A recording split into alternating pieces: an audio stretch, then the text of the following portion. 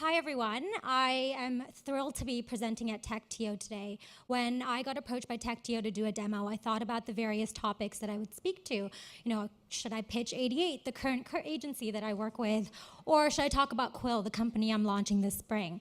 However, for once, I decided not to monopolize on a sales opportunity and to talk about a topic that's very near and dear to my heart, which is creating a diverse and inclusive work environment. So, my name is Fatima Zaidi. As Alex, thank you so much for that generous introduction. I am currently the vice president of 88. We're a comms tech agency based out of Toronto, and we're known to do some very controversial marketing campaigns, like Agency or Porn. Unfortunately, it's not up on the slide, but it's an online microsite where you have to decipher whether the name we're giving you is the name of an agency or an adult film. It's a lot of fun. I highly recommend playing it, but it does have sound effects, so if you plan on doing it at work, I would put it on mute. Outside of sales, there's really only three things that I care about: diving, tacos, and Alex mentioned Beyonce. I actually have a mug with Beyonce engraved in it that my former team gave me, and I take that mug with me everywhere I go. And a few months ago, I walked into a creative industries panel that I was speaking at, and I sit down, and there's a gentleman sitting next to me, and he's like, "Hi, nice mug." And I'm like, "Oh, thank you." And he's like, "You know, that's my daughter's name." I'm like, "Oh, that's cute. You named your daughter after Beyonce?" And he's like, No, Beyonce is my daughter. And that is the highlight of my sales career.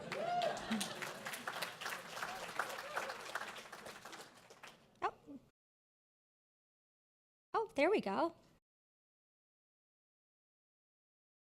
So, what is diversity? Is it the color of your skin? Is it your background? Is it your narrative? There are so many different definitions of it today, but as my friend Aubrey Blanche very correctly stated, diversity is being invited to the party, but inclusion is being glad that you're there.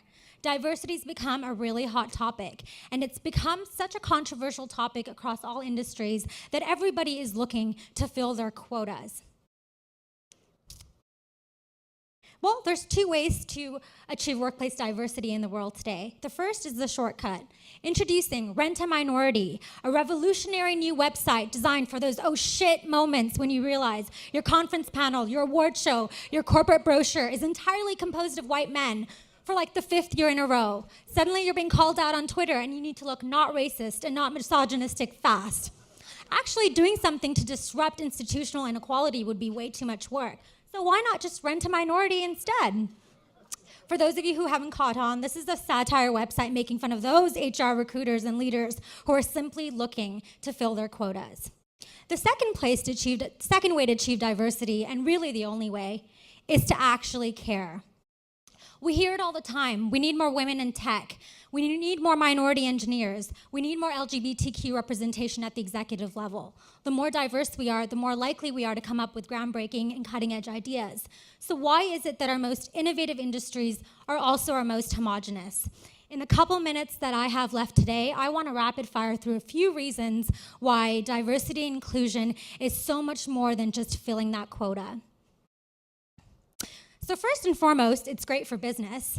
Companies that embrace diversity gain higher market share and a competitive edge in accessing new markets.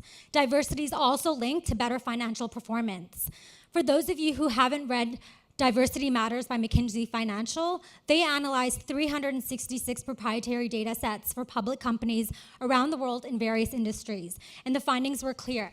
One, those in the top quartile for racial and ethnic diversity have a 35% higher chance of having financial returns above national industry medians. And two, in the US, there's an inverse relationship between racial and ethnic diversity and better financial returns. For every 10% increase in racial and ethnic diversity at the executive level, earnings before interest and taxes increases 0.8%. From a financial standpoint, those numbers are astounding. The second reason is that diversity plugs the talent gap for businesses, and it's also good for society. Today, one of the biggest concerns for CEOs worldwide are finding the right people to run and grow their businesses. And they're looking at diversity to solve this problem. And diversity isn't just good for the businesses, but also the economies they operate in.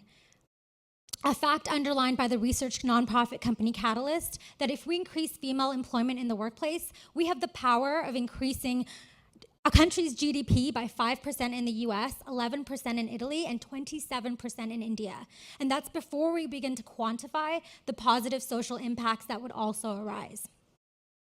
Diversity and inclusion brings us all opportunities to learn from each other and grow. When we get to work with people of different backgrounds, different working styles, and different experiences, we get a different perspective. And when we get a different perspective, it equates to better business decisions and a high-performing culture. And last but not least, diversity and inclusion is simply the right thing to do. It's about creating equal opportunities and access for everyone. And you know, in my mind, the benefits of diversity and inclusion are inarguable. We have made a lot of progress, but there's a long way to go. Women account for 68% of college graduates, but only 3% of executives worldwide. And you know, I understand that embracing diversity isn't always easy, but that's why we have to show a little bit more leadership and hold ourselves a little bit more accountable. Thank you.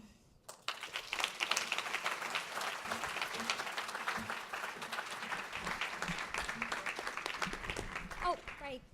Sorry, forgot about the questions. Yeah, questions. I'm back.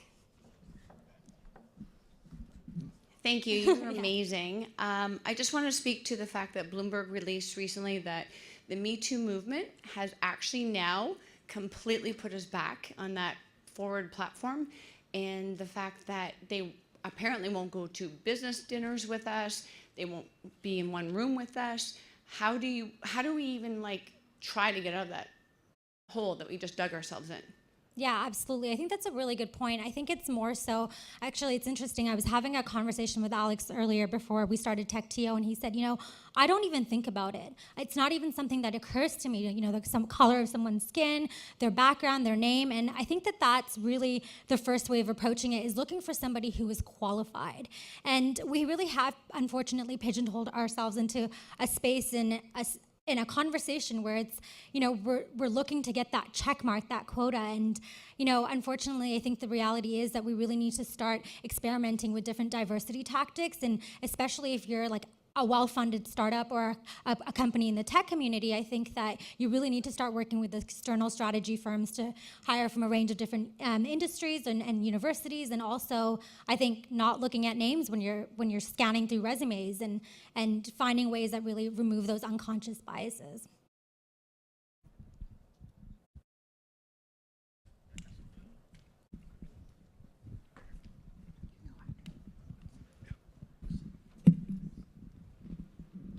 How do you deal with a executive full of older people who also happen to be white?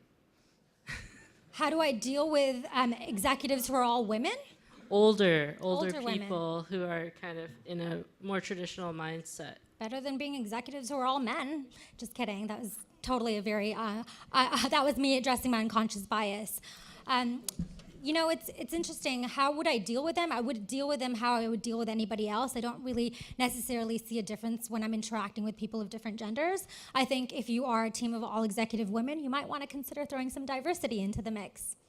So again, this is like reverse gender prejudice. Is that what you would call it? Reverse gender prejudice? I mean, when I talk about diversity and inclusion in my presentation today, I know that I was addressing a lot of stats related to women, but you know, it goes both ways. So that's something that, you know, we're really working hard at 88 to bring more men into the team, because we're, you know, very primarily focused on working on the inclusion problem both ways, not just one way.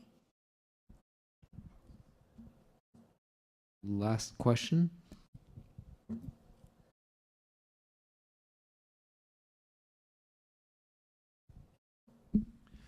This is a strange question.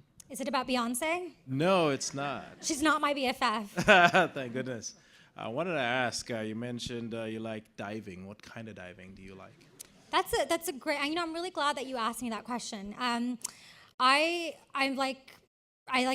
prefer open water dives, and actually I've been diving my whole life to log one specific dive that you have to have 55 dives for, and that's an open water shark dive in South Africa, which I'm going to be doing in 2 weeks. So I'm very excited.